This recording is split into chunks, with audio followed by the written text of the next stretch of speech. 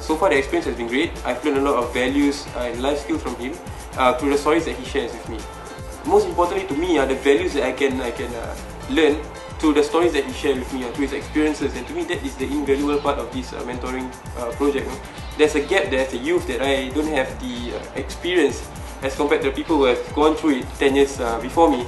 And through this project, I think the mentoring phase helped me to bridge the gap, the experience that I lacked, as much as possible. He shared with me how he managed his business and studies at the same time while he was in NTU studying business.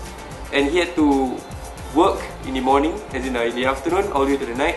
His business, which is a Western food store, and in the morning he'll go to school.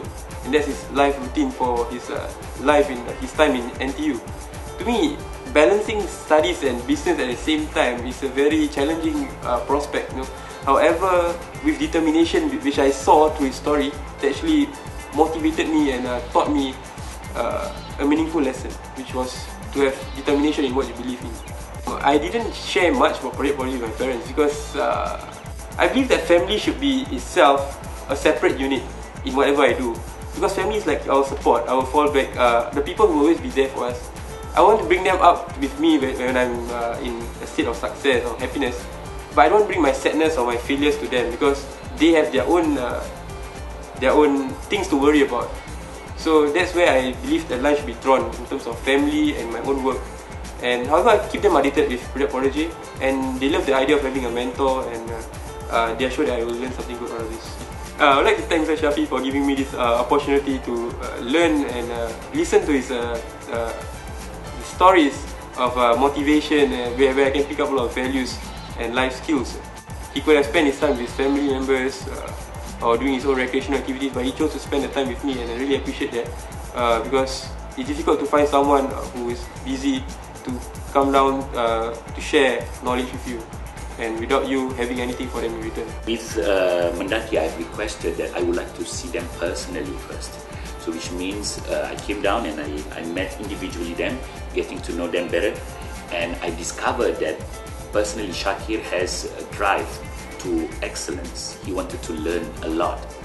He has the humility that I don't see in many leaders today. He has also this level of confidence in himself, especially being a Malay leader. I like to see a Malay leader who look at himself or herself as a person and identity that can bring value to the community because he or she is a Malay, and then leverage on the strength that he or she has, and then nurture other strengths that could be obtained from many different communities, including hopefully that I could bring some to him. So I'm expecting him to focus on his studies, but also to test himself how far he could go in terms of being an entrepreneur. This is also part of the reason why I'm asking Syakir to spend more time before going to Paris with me and my family to get to know my wife, my children. Why am I doing that? It's not about just having the business skills to learn and grow, because here you can learn from many people. But in my belief, it's more important to build a cohesive team in any entrepreneurial organization that he wants to build tomorrow. And how do we start? We start from family. I have heard that Syakir has excluded family with the business, which is my point of view is different. And here I'm hoping to instill in him a different set of view that family in fact is the beginning of everything. Yes, I could appreciate that Syakir is saying that he doesn't want to bring the difficulties and the failures. But then again, failures are just the beginning of successes. Don't be afraid to fail. So I hope that by being in Paris, Syakir is able to be exposed to also different environment. There's also different languages, culture. How Syakir as a leader tomorrow, I would like to see his agility to learn, his ability to adapt, and not focusing on environment to adapt to him. So this is something that could expose to him, and I hope that by being in Paris, he will learn a lot more. Of course, I hope he will have fun too, and excitement to get to visit Eiffel Tower could be great for him. I have high hopes for Syakir. For example, I just discovered my wife today when we introduced my wife to Syakir. At the end of the conversation, my wife said, Syakir, I could see that tomorrow you will be a very successful man and even better than Shafie.